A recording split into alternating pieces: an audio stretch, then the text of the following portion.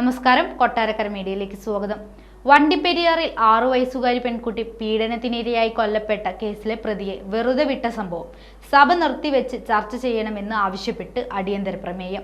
CPM ബന്ധമുള്ള പ്രതിയായിരുന്നതിനാൽ രക്ഷപ്പെട്ടത് പ്രോസിക്യൂഷന്റെയും പോലീസിന്റെയും വീഴ്ചയുടെ ഭാഗമായാണോ എന്നായിരുന്നു പ്രതിപക്ഷത്തിന്റെ ആരോപണം.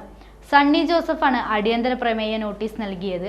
കോടതിയുടെ പരിഗണനയിൽ നിൽക്കുന്ന വിഷയത്തിൽ കൂടുതൽ വിശദീകരണത്തിന് സാധ്യതയില്ല എന്ന് മുഖ്യമന്ത്രി പറഞ്ഞു. കേരള പോലീസ് മറ്റ് സംസ്ഥാനങ്ങളിലെ പോലീസിന് മാതൃകയാണ്. പ്രതിയെ വെറുതെ വിട്ട വിധി സംഭവിക്കാൻ പാടില്ലാത്തതാണ്. കോടതി വിധിയെ സർക്കാർ ഗൗരവത്തോടെയാണ് കാണുന്നത്. കേസന്വേഷണത്തിൽ വീഴ്ച ഉണ്ടായോ എന്ന് വകുപ്പ് തലത്തിൽ പരിശോധിക്കുന്നു.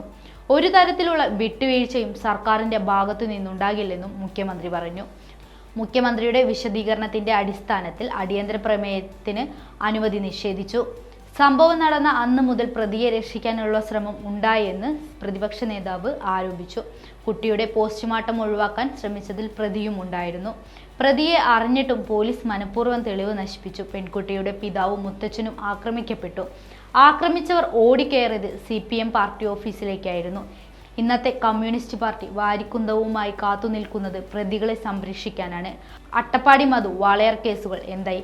പാർട്ടിക്കാർ എത്ര ഹീനഹൃത്യം ചെയ്താലും സംരക്ഷിക്കും. ഈ കേസിൽ 1-ാം പ്രതി സർക്കാരാണ്.